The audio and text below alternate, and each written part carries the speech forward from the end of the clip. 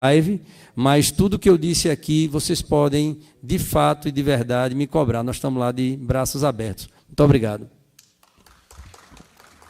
Obrigado. Passo agora a palavra ao coordenador do projeto da Transbrasília, o Antônio Augusto, e já pode fazer suas considerações iniciais, já pode passar para a apresentação.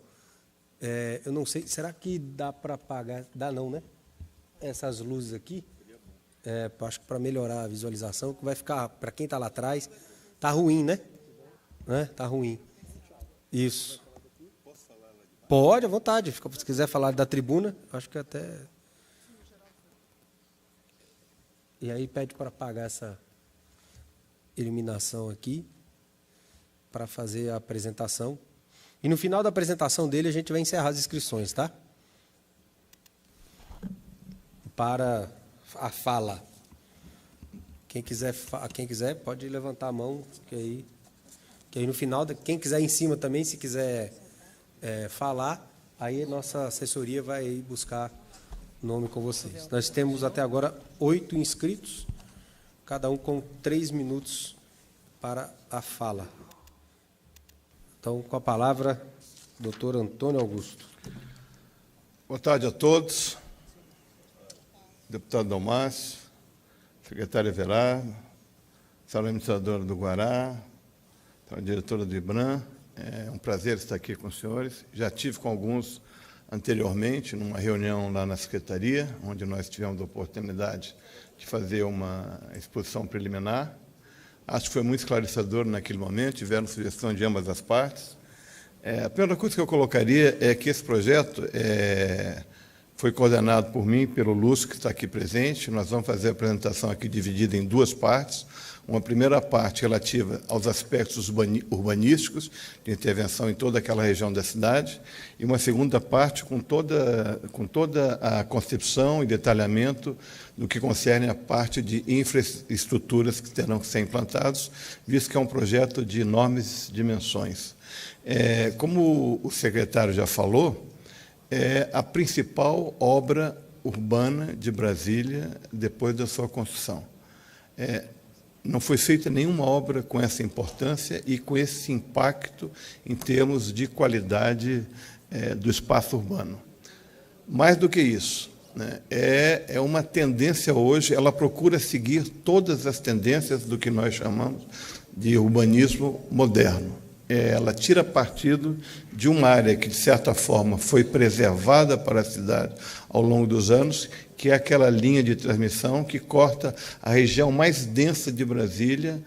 Vale dizer que nós estamos falando de uma área de influência de mais de 1 milhão de habitantes. O que acontece com Brasília?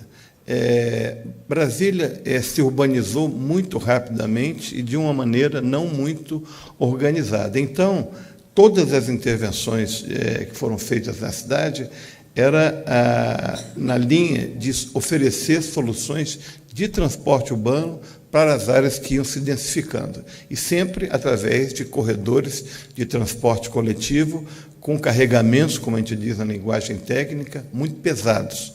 Esta é a primeira obra que não segue essa linha de raciocínio.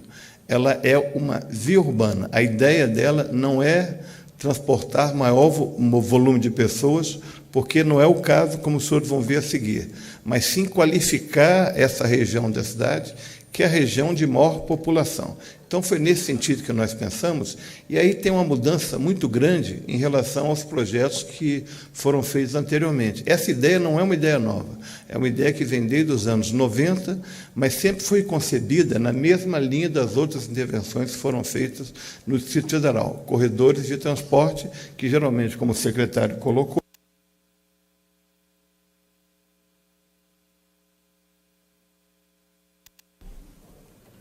que caiu a... Alô? Agora voltou. Sempre, então, não é um corredor de transporte, como eu já falei, mas sim uma obra de qualificação. Bom, nós vamos começar apresentando, eu não sei se está dando para ver muito bem, alguém tem alguma reclamação a fazer?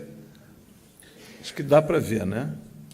Bom, esse primeiro slide mostra exatamente o que acontece hoje nessa região da cidade.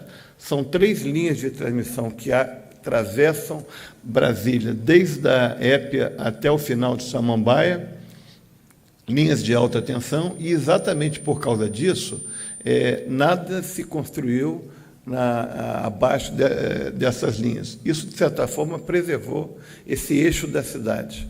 Essas linhas serão enterradas, e aí está a questão mais importante dessa intervenção.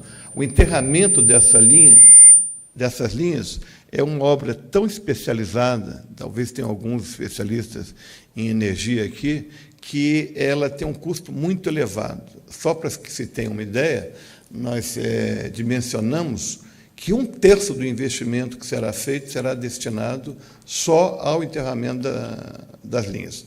Com o enterramento das linhas, vai se abrir espaço, então, para que haja essa intervenção de qualidade que visa, entre outras coisas, recuperar a relação de um lado com o outro desses trechos que foram cortados pela linha de transmissão. Então, Lúcio, vamos em frente?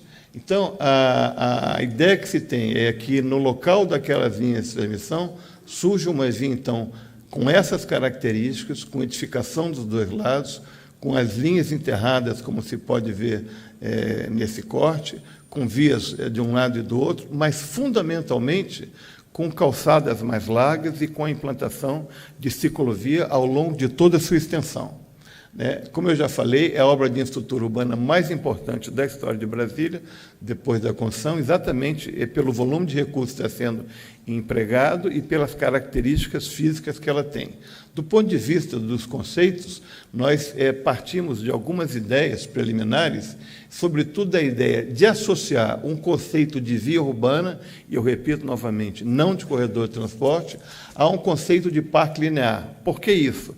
Porque também, ao longo desse eixo, nós atravessamos 8 parques, que estão nas imediações dessa nova via. Então, nós entendemos que, se pudessem ser conectados com a via, eles poderiam também criar uma espécie de circulação, como se vê hoje nos chamados parques lineares, através de um bom projeto de paisagismo, através de muita arborização, de uma maneira tal que as pessoas que moram no entorno da via, não só da via que vai ser implantada, mas de toda essa população que habita nessas cidades, pudesse ter acesso ao parque e, ao mesmo tempo, acesso à via, com suas inovações, com seu comércio, enfim, com as suas atividades habitacionais. Isso é uma tendência do urbanismo moderno, é o que mais se faz no mundo, como os senhores vão ver também no exemplo a seguir. Outra coisa importante é que, nos projetos anteriores, a via só ia até o Pistão Sul em Taguatinga e, portanto, atenderia somente a população de renda mais elevada, o que não era, inclusive, suficiente para financiar o enterramento da linha como um todo. Então, a gente deu um passo à frente e estendeu o projeto até o final do Linhão, que coincide com o final de Samambaia, e assim a gente atende a todas as categorias de renda da cidade. Então, esse é um aspecto importante também nessa nova concepção. Agora eu vou explicar, talvez, a coisa mais importante para assegurar aos senhores, eu sei que muitos se preocupam com isso, de que ela, de fato, é uma via urbana. A gente pode ver ali, naquela primeira linha vermelha, onde passa a Épia. Nessa que nós vemos agora é a EPNB, mais ao alto tem a EPTG e depois, no meio das duas, tem o metrô. Ora, vejam bem, se nós já temos 2 vias de transporte pesado, paralelo, que é a EPTG e a EPNB, e mais um metrô entre essas 2 vias, pode passar o próximo? Essa linha verde é exatamente a Transbrasília, que coincide exatamente com o traçado do metrô. Então, para que mais um corredor de transporte pesado? Além de não haver necessidade, ele concorreria com o metrô, o que não é desejável.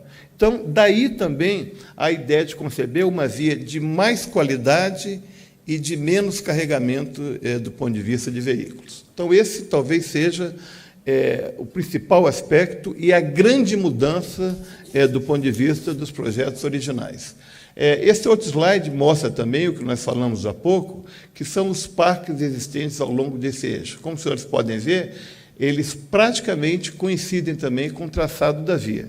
Então, já que seria uma via urbana para melhorar a qualidade do espaço, Por que não também criar conexões de uma maneira tal que esse espaço, essas áreas verdes, esses parques pudessem, de fato, ser objeto de uso das comunidades? Bom, um segundo conceito é a questão do melhor equilíbrio do espaço urbano do Distrito Federal. Todos podem ver hoje, basta sair nas ruas, que o plano piloto não comporta receber mais a quantidade de carros que já vem até a cidade. O plano piloto se exauriu do ponto de vista de oferta de estacionamentos, inclusive. Não tem mais espaço, os engarrafamentos são cada vez mais comuns. O plano piloto não suporta mais o crescimento, até porque, ao contrário das cidades tradicionais, ele não pode ser verticalizado. Pelo fato de ser tombado, nós chegamos no nosso limite. Então, hoje, o que acontece no mundo inteiro é que essa lógica de uma centralidade e de o restante da cidade ser quase que dormitório também está sendo rompida. A ideia hoje é de bairros autossuficientes, onde as pessoas possam morar e trabalhar. O melhor transporte não é o transporte de massa, é aquele que as pessoas podem fazer a pé, de bicicleta, porque as distâncias não são longas a percorrer. Então, é o que costuma se dizer na linguagem técnica: tem mais mobilidade quem precisa se mover menos distância. Então, é um pouco também nessa linha que nós pensamos esse conceito. E aí, então, o projeto prevê 3 novas centralidades ao longo desse eixo, né? Uma no Guará, outra em Águas Claras e outra entre Samambaia e Taguatinga, de uma maneira tal que, se pudessem também, nessas áreas que vão ser criadas, se implantar áreas de prestação de serviço, de escritórios, clínicas, escritórios de advocacia, geralmente serviços que ofertam muito emprego. O que significa isso? Não só descomprimir um pouco o plano piloto, mas também possibilitar as pessoas que trabalham hoje aqui no plano, e a maior parte delas vem dessas regiões, possam ganhar tempo durante a sua atividade diária. Ou seja, os cálculos que nós fizemos indicam que, para uma boa parte da população que poderá habitar nesse eixo, vai haver um ganho, e não só ao longo do eixo, não, em toda a sua área de influência. Quando a gente está falando da via, a gente não está falando só dos moradores que vão habitar ali, mas de toda a população do seu entorno. Isso vai significar algo em torno de 1 hora por dia no ganho de deslocamento que as pessoas vão passar a ter. Então, esses 2 conceitos, da via urbana e da descentralização, se juntam a um terceiro, que é o que se faz no mundo todo hoje em matéria de urbanismo, com essa ideia de descentralizar, de despolarizar as áreas centrais, criando os bairros autossuficientes, que é a ideia é que as pessoas possam morar, trabalhar e viver na mesma região, de uma maneira tal que elas possam se beneficiar desse deslocamento mínimo diário. Aqui nós temos um exemplo do que será feito, como proposta, na área central do Guará. Os senhores podem ver ali o metrô passando, a via passa, evidentemente, ao lado, vão ter calçadas mais largas, praças que vão ser criadas em grande escala, e a própria ciclovia que atravessa toda a região de ponta a ponta. Bom, do ponto de vista do contexto da PPP, o que vai ser feito? Primeiramente, o enterramento de toda a linha de transmissão ao longo desses 26 quilômetros. Essa obra vai ser totalmente financiada pela iniciativa privada, razão pela qual se propõe a implantação desses lotes ao longo desse eixo que vai ser recuperado para a cidade, né? Isso está acontecendo em outras cidades do Brasil, ora com linhas de transmissão, ora com vias férreas. Recuperar estes longos que foram se degradando ao longo do tempo e reincorporando a cidade do ponto de vista do ganho para os seus habitantes. De modo que isso é um ganho para as cidades que são atravessadas por esse eixo, daí a mudança de nome pelo governo atual, de não mais Transbrasília, que é um nome muito abstrato, e sim um projeto que qualifica as cidades que são atravessadas. Daí se chamar Avenida das Cidades.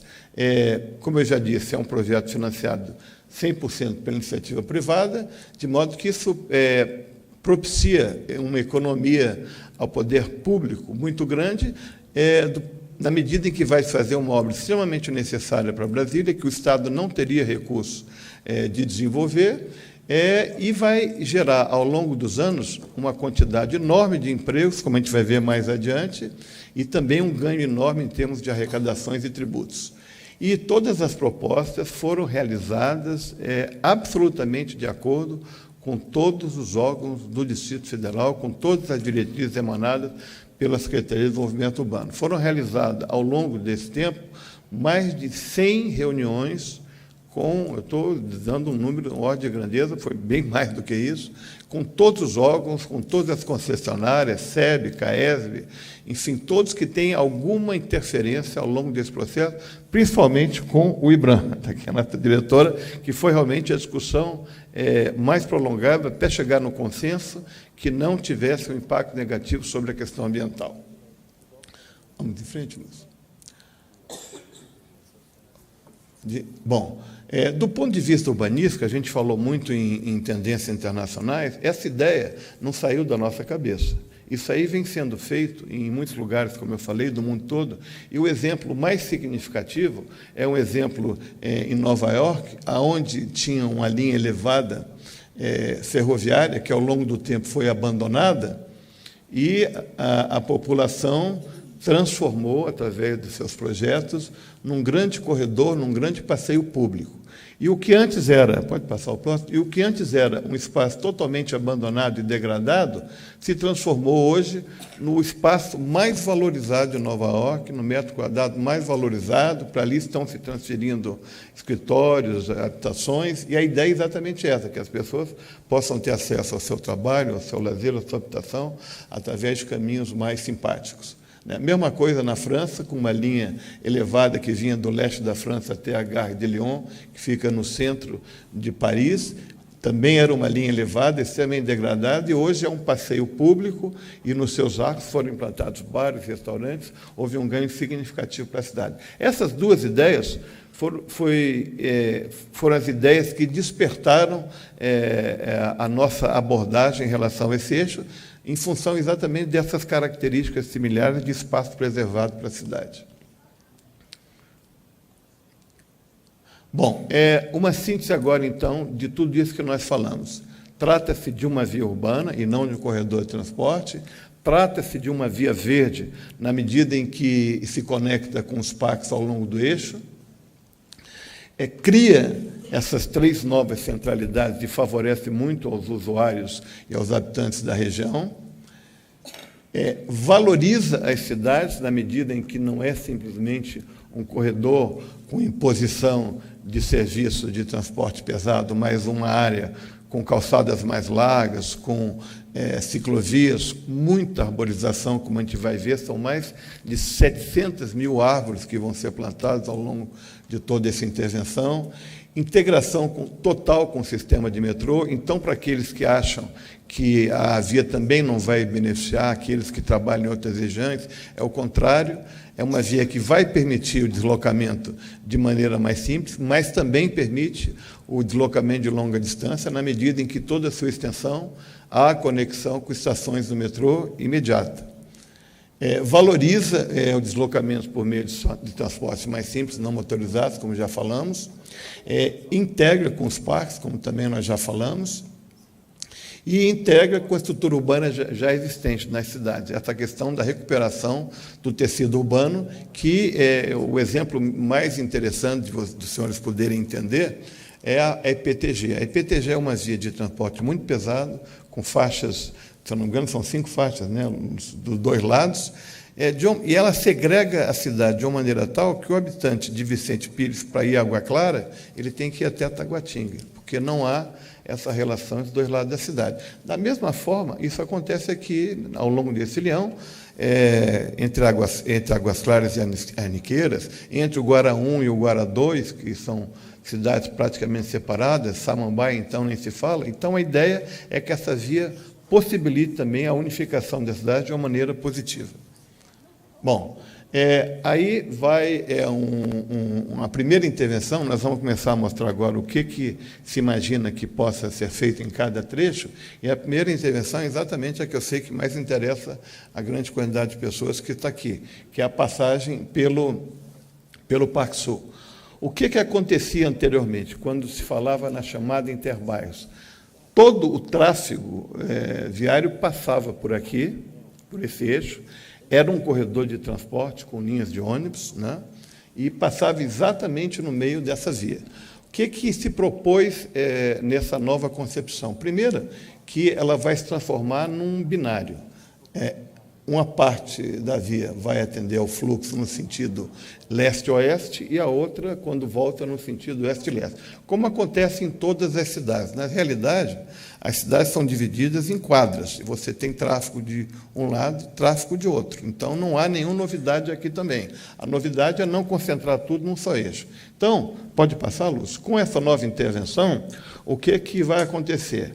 O que hoje é dividido em duas vias, com calçadas muito estreitas, né, vai passar a ser uma área mais larga, com alargamento da calçada na frente dos edifícios, com uma ciclovia que atravessa todo o trecho até o Parque do Guará e com um canteiro central bastante arborizado, com um paisagismo bem elaborado.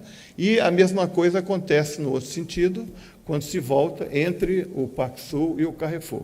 De uma maneira tal que nós entendemos que essa população será muito beneficiada do ponto de vista da qualidade e do ponto de vista também do que se teria em relação ao projeto anterior, que é uma via urbana e não mais um corredor de transporte. Para alguns que questionam a questão da velocidade, eu também quero dar uma explicação técnica, que é muito importante. Hoje em dia existem muito, quem vai ao aeroporto já deve ter visto isso, nas faixas de pedestres, que são faixas mais largas, a gente usa o que se diz, tecnicamente, os traffic counts, né? Ou seja, são quebra-molas mais extensos, que ocupam toda a faixa de pedestre de uma maneira tal que os carros, quando se aproximam, diminuem a velocidade para fazer essa travessia. Então, é uma via cuja velocidade não passará, a velocidade média não passará dos 40 km por hora. Bom, podemos ir em frente.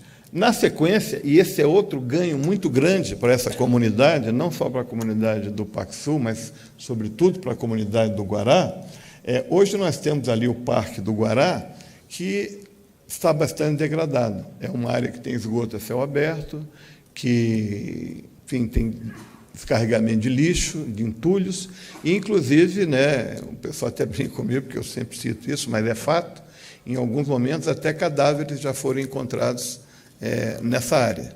A ideia é que... Na beira do lago também é verdade. Não, mas eu não estou falando mal, meu senhor. Eu não estou falando mal, pelo contrário. Não, se o senhor não está querendo ser agradável... Gente, só um por minuto. favor. Então, eu retiro. Só um minuto. Eu não estou querendo denegrir, mas, pelo contrário, eu estou dizendo que é uma área que poderia ser uma área muito valorizada e que hoje tem alguns problemas que poderão ser melhorados. Em momento nenhum eu quis... Augusto. Tá bom, então eu retiro. Só um minutinho. Eu queria só pedir a todos que a gente possa... Nós vamos abrir para todos falarem. Gurgel, você está inscrito. Não, você está inscrito. E eu te peço, pela enésima vez. Porque todas as vezes que você vem participar, você interrompe no meio da apresentação. Então, eu quero te pedir, com toda a educação, na hora dos seus 3 minutos, você vai poder falar o que você quiser. Mas vamos esperar o encerramento, que eu acho que isso é o mínimo da educação que nós recebemos na nossa casa. Tá ok? Então, vou devolver a palavra, encerra a apresentação e a gente vai chamar para quem vai fazer a chamada de quem fez a inscrição. E vou ser franco, e desculpe expor você dessa forma. Me perdoe, mas todas as vezes quem faz a apresentação é interrompido. E eu queria pedir para você que encerre e fale no momento que você for chamado. Te agradeço muito, porque é o mínimo de educação que se exige na relação entre as pessoas. Não é o que está demonstrando.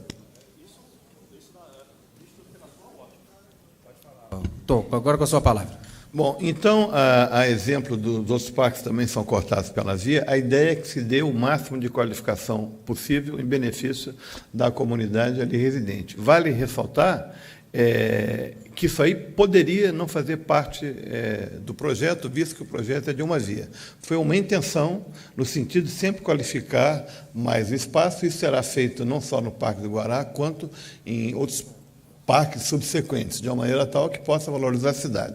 Aí a travessão do Guará talvez seja a forma mais evidente de ver o que acontece hoje e o que poderá acontecer com a implantação desse projeto. Nós temos o Guará hoje separado praticamente em duas cidades, com um único ponto de ligação entre um lado e o outro, e uma cidade que, pelo fato de ser muito horizontal, também não tem suas referências de área central. O espaço do Guará é muito horizontalidade de uma maneira tal que você tem vários pontos de atração. A ideia é que o projeto permita, então, criar, naquele ponto central, um conjunto de escritórios, serviços, atividades comerciais, e, ao longo do eixo, também implantadas novas edificações residenciais de uso misto, com comércio e residências, certo? Esse é o ponto onde hoje você atravessa de um lado para o outro. É uma área extremamente problemática do ponto de vista do fluxo de veículos, e ela será resolvida através de uma intervenção em termos de obra de arte, que permitirá ligar um lado com o outro através de dois elevados, mantendo sempre a continuidade da ciclovia e criando naquela área, entre a linha do metrô, que é essa parte aqui de pergolado, e o outro lado, praças, de uma maneira tal que a população volte a se comunicar entre os dois lados da cidade.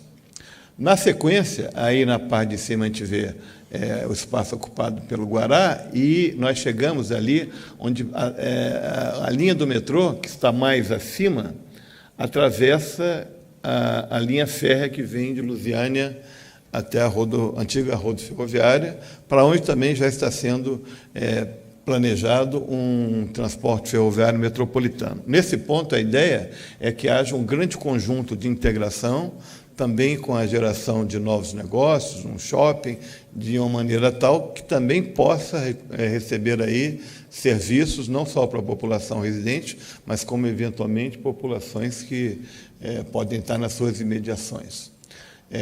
Na sequência, passando pelo Parkway, o que acontece? A gente procurou respeitar a tipologia habitacional de cada área. Nesse caso, a gente está falando de uma área totalmente urbanizada, de uma maneira residencial, com casas de padrão mais baixo. Então, a ideia aqui também foi fazer uma intervenção mais suave, de uma maneira tal que ela pudesse, do ponto de vista da tipologia da arquitetura, se compor com o restante, mas sempre chamando a atenção das ciclovias, das calçadas mais largas e do paisagismo que será elaborado. E, do outro lado, a gente pode ver, em perspectiva, alguns comércios que serão propostos com calçadas embaixo de marquises, de modo a favorecer uma caminhada mais agradável. Esse ponto chegando em Águas Claras talvez seja um dos mais interessantes. Como os senhores podem ver ali, aquela caixa central é por onde passa o União, e aquele vazio urbano é um vazio que, milagrosamente, ainda está desocupado. A ideia é que ali se situa, então, o segundo centro de negócio, a segunda centralidade ao longo desse eixo, de uma maneira tal que se possa atender a população de Águas Claras, parte de Taguatinga e de Arniqueiras. Aqui, pode voltar, Lúcio, um minuto? Aqui um detalhe interessante é que, evidentemente, o lado de lá está com edificações mais elevadas, porque é a tipologia habitacional de Águas Claras, e aqui a gente procurou trabalhar com um perfil mais baixo, exatamente para não criar para a população de Arniqueiras também uma barreira do ponto de vista visual. Na sequência, chegando então ao Pistão Sul, qual foi a nossa avaliação e a proposta que foi feita ao governo? Taguatinga já tem aquele seu centro muito próximo de onde a via vai ser cortada. A gente pode ver lá em cima parte do centro de Taguatinga. E aqui, na parte mais baixa, estaria esse novo centro de Águas Claras que nós acabamos de ver. Então, o que se pensou aqui? O Pistão Sul ele funciona para Taguatinga como o eixo rodoviário para Brasília. Ele é uma espécie de portão de entrada para as pessoas que vêm de outras regiões do país.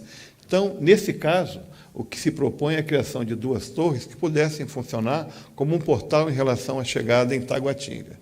E, finalmente, chegando aqui um detalhe mais, desculpe, eu passei batido aqui, isso é uma vista aérea do que seriam essas 2 torres, demonstrando ali que a travessia será feita através de uma trincheira, não influindo no fluxo de veículos do Pistão Sul, certo? Na sequência, então, chegamos a Samambaia, e aí talvez seja a intervenção do ponto de vista humano e do ponto de vista social mais interessante, porque Samambaia é hoje uma cidade muito espraiada, né? Ela é ocupada em vários pontos diferentes, muito árida, como os senhores podem ver ali, com pouca vegetação, com poucas praças e com uma circulação muito difícil. Então, ao contrário de se adensar muito, a ideia aqui é propor, numa parte desse eixo, uma área com maior quantidade de atividades de lazer, praças, bares, parques esportivos e uma grande integração com as estações de metrô, né? Como a gente pode ver aqui nesse detalhe, onde hoje é uma estação de metrô, e o que poderia acontecer, então, a partir da implantação do projeto, né? De uma maneira tal que o metrô pudesse satisfazer mais rapidamente as populações dos 2 lados. Um outro aspecto importante é que nesse projeto também está previsto, pode passar, Lúcio, né?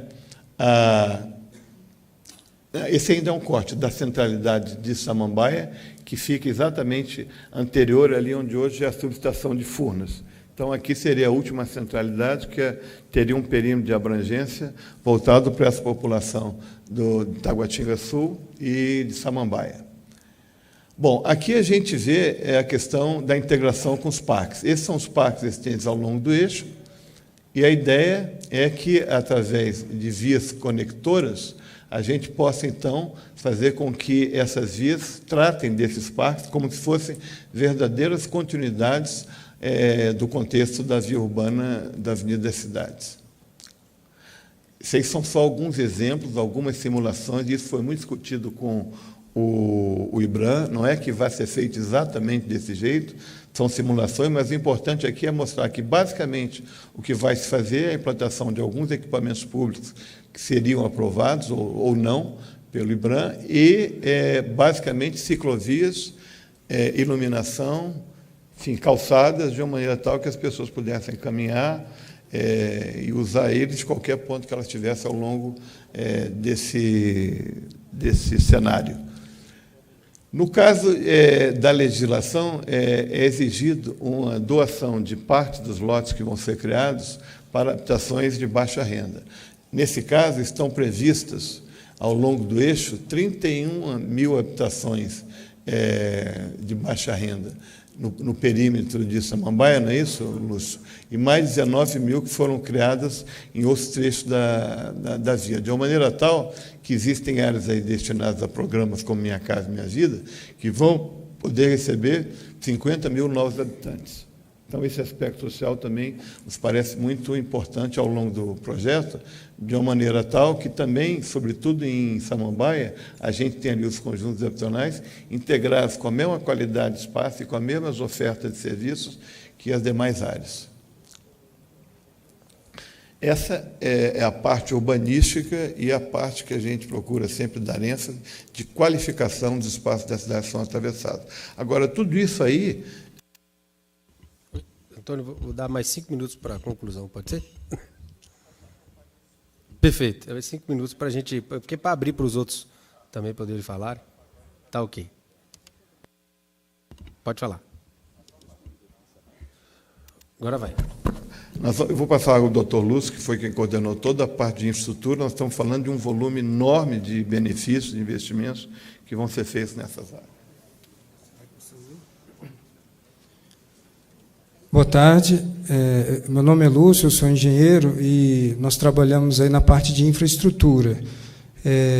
Em 5 minutos é suficiente para a gente concluir, porque a gente vai dar apenas um panorama do que vai ser feito em termos de implantação de infraestrutura. Nós deparamos no início aí com 3 desafios.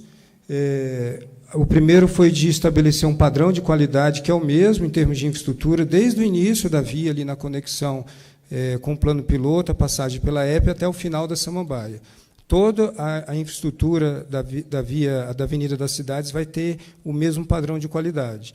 Tivemos uma questão aí de compatibilizar as diversas interferências, que não são poucas, porque nós estamos falando em passar na área mais populosa do Distrito Federal, e, por fim, a questão do licenciamento ambiental, por isso o diálogo tão intenso que tivemos com o IBRAM.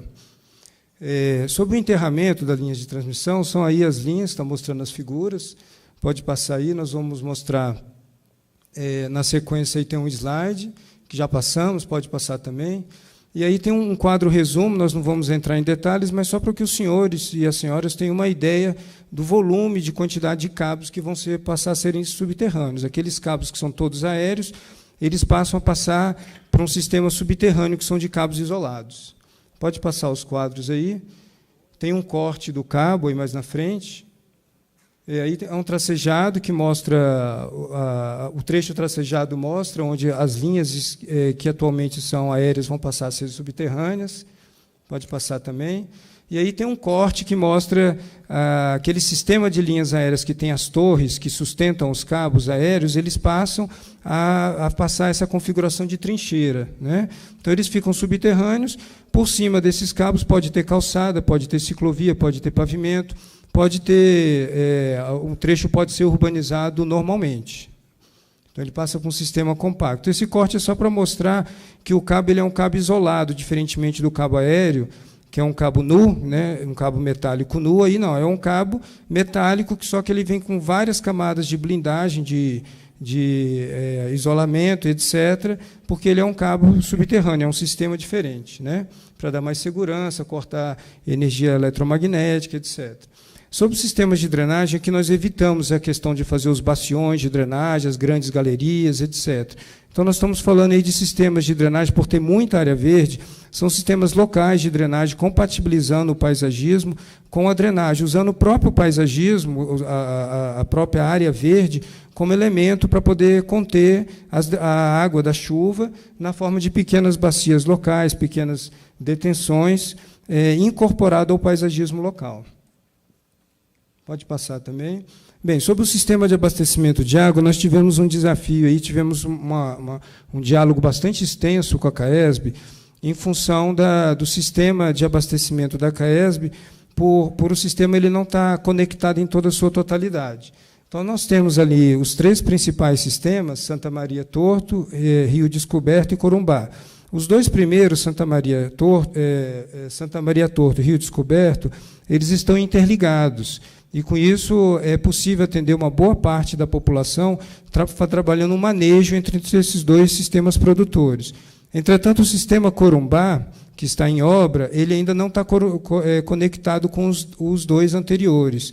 Então, a ideia aí foi trabalhar com a CAES no sentido de implementar uma infraestrutura de novas adutoras, conectando o sistema produtor Corumbá com o sistema Descoberto e Santa Maria Torto, para que a CAESB pudesse dispor dos 3 mananciais interligados entre si, e, por isso, manejar melhor os recursos hídricos do Distrito Federal.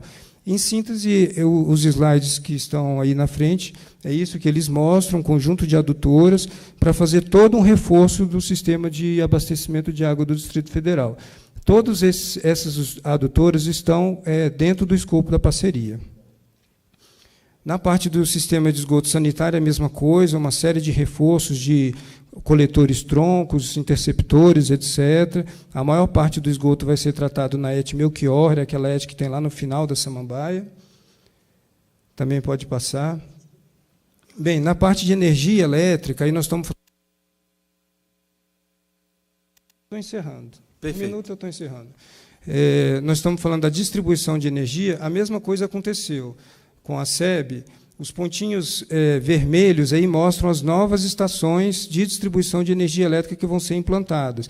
Então, essas novas estações elas vão absorver parte da carga das demais e distribuir melhor as cargas, de tal forma que a SEB vai poder dispor de um sistema mais estável de distribuição de energia elétrica.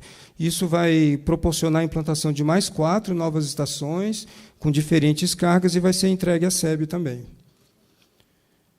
Bem, aí, por fim, para finalizar, a questão das obras de arte especiais, são 35 obras de arte especiais, pontes, viadutos, trincheiras, etc., que vai compor o conjunto da obra.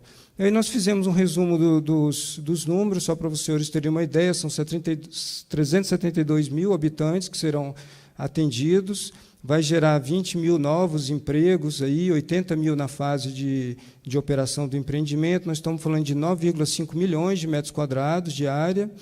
E aí tem números aí, pode passar a respeito, são 26 quilômetros de corredor, no entanto, são 150 quilômetros de vias, porque nós estamos falando de várias conexões, ciclovias, calçadas, parques, etc. Tá? Então, em síntese, são a síntese dos números para mostrar o tamanho e a magnitude do projeto. Muito obrigado.